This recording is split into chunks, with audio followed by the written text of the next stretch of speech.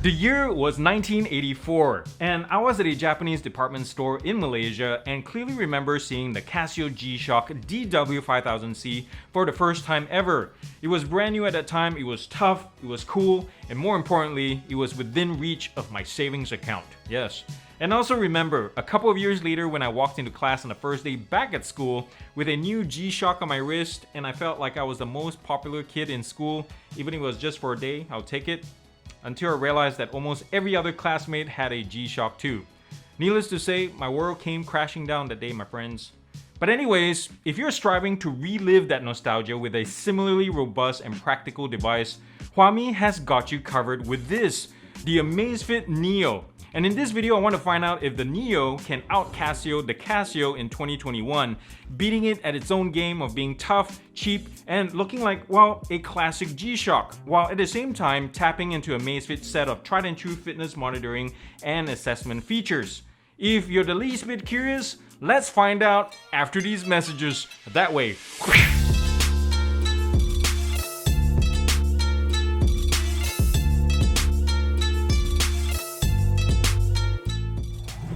Well, here it is, the AMAZFIT NEO. And this thing usually MSRP is for $40, but I was able to get it on sale for 35 bucks. I'll link it down below and you can check it out for yourselves. And this comes in 3 solid colors, in case you're wondering. There's green, bright orange, and of course black.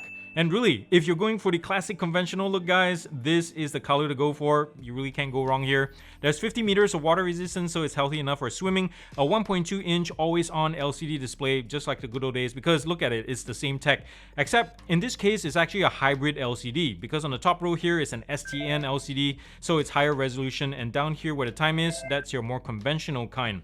Now, because of this tech and also some optimizations in the background, AMAZFIT is able to claim 28 days of battery life. But during my time of testing, if I did a 45-minute daily activity track as well as I'm connected to 3 or 4 third-party apps and also have all notifications turned on, I'm looking more at 20 to 21 days of battery life, which is still pretty darn impressive. Now, looking at the build here, this thing is very impressive for what it is. For the price, it is cheap, but it doesn't feel cheap at all, especially the case here. Even though it's hollow, it's really well put together. I don't feel like this is bought at a night market or anything. The strap is the only thing that's a downer here. It's stiff and it's not replaceable. Hopefully over time this will soften up, but as it is right now, it's kind of stiff, even though it's pretty comfortable nonetheless. The buckle is plastic, so is the strap, and it doesn't have a locking nub like other higher-end AMAZFIT watches.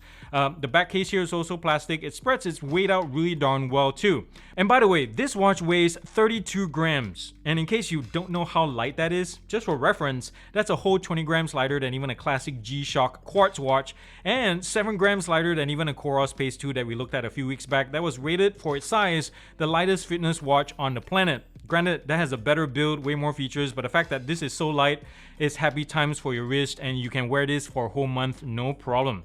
And this has 2 sensors, by the way, on board only. An accelerometer in here that tracks your steps, as well as turn on the backlighting when you lift your wrist.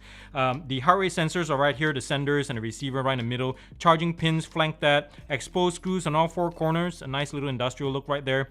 And the screen is also inset of the case. So if you drop it on a hard, rocky surface, there's less chance of getting this damage. And this has no protection, by the way, so I think that's why.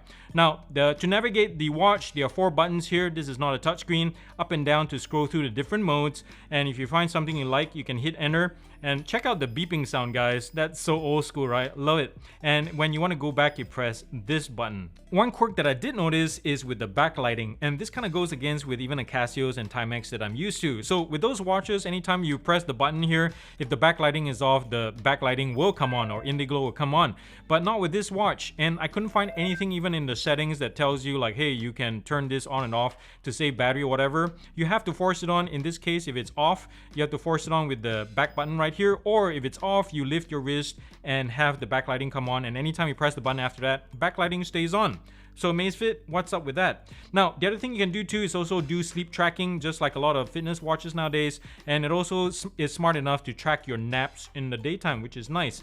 Now, what you don't find here though is GPS, barometric sensors, Android smart lock, speakers or mics of any kind, or any kind of fancier stuff you'll find only at higher price, because don't forget this is like 40 bucks. One thing I do wish they had of all of these things is GPS. That would have just nailed it. The Zepp app, as you can see here, has gone through some minor updates since we last looked at it, but mostly on a cosmetic front. There's no dark mode for one, and now there are a few more visually helpful graphs and dials down here, allowing you to see more things at a quicker glance than before.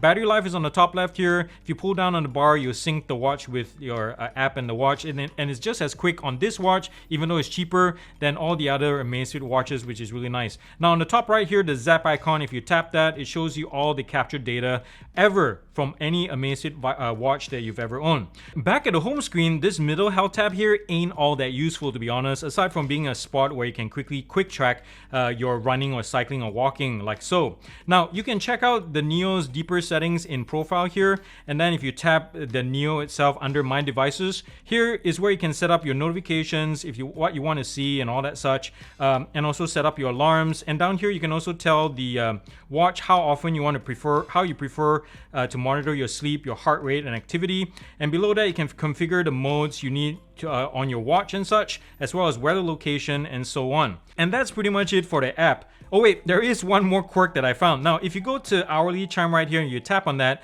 it seems like here Zepp forgot to finish translating this screen into English. So I can be a sucker for retro looks. And in the Neo's case, it absolutely nails that aspect for me. From the plasticky angular casing, to the full LCD screen, to the exposed screws, the physical buttons all around the unit without resorting to a touchscreen, and its own take on that trademark Casio digital beat without straying too far from it. I'll tell you what, this all brings me back, and honestly, I got the feels, yo. I got the feels. Another plus is that the Neo is not just cheap, simple, and tossable, but is also pretty effective as a modern-day basic activity tracker, thanks mostly in part to the Zepp app and AMAZFIT's own PAI health tracker algorithm. They've got that down pat. And also, did I mention the amazing battery life? Sure, it can last 20 plus days, that's pretty darn awesome all by itself, but that's still no match for how long it takes me to read a book. 3 years. That was lame. Jeez, that was lame. Alright, here are a few shenanigans that I found with the Neo that kinda turned me off to the watch if it wasn't so sentimental and cheap in the first place. First off, there is no GPS, and I mentioned this earlier and in other episodes as well, that any basic tracker in this new decade has no excuse not including GPS. No, that's a huge loss right there. If AMAZFIT had included one, it would have made this more of a keeper for me, as well as made it more future-proof. The other downer is that you can't proactively track any activities with this watch, like running, gymming, walking, and such like that. For that, you have to rely on the app as well as your phone. So while I praise how cheap, simple, and tossable the Neo is, some of you might be turned off by the fact that the Neo is cheap, simple, and tossable.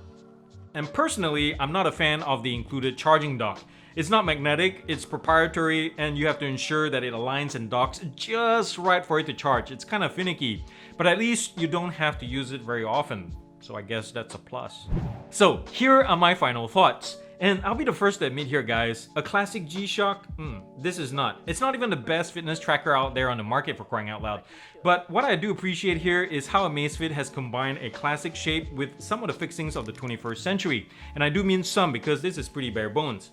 Now, that being said, what the Neo lacks in historical cachet and trademark G-Shock toughness, it makes up for it in looks and also increased functionality, and the low price definitely helps too.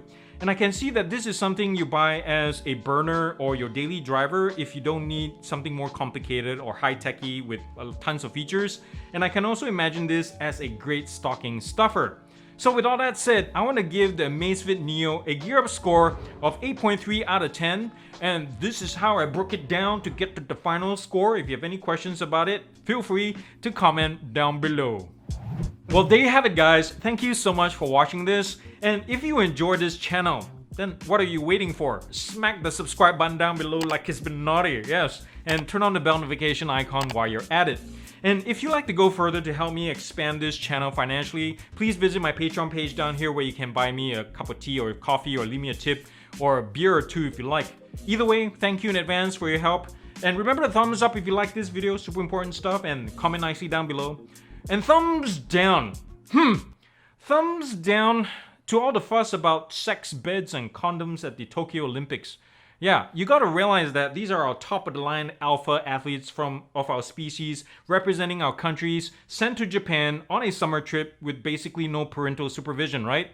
So my guess is like any normal horny teenager with no parents around, some of them are gonna find ways to get busy no matter what you say or whatever restrictions we put up.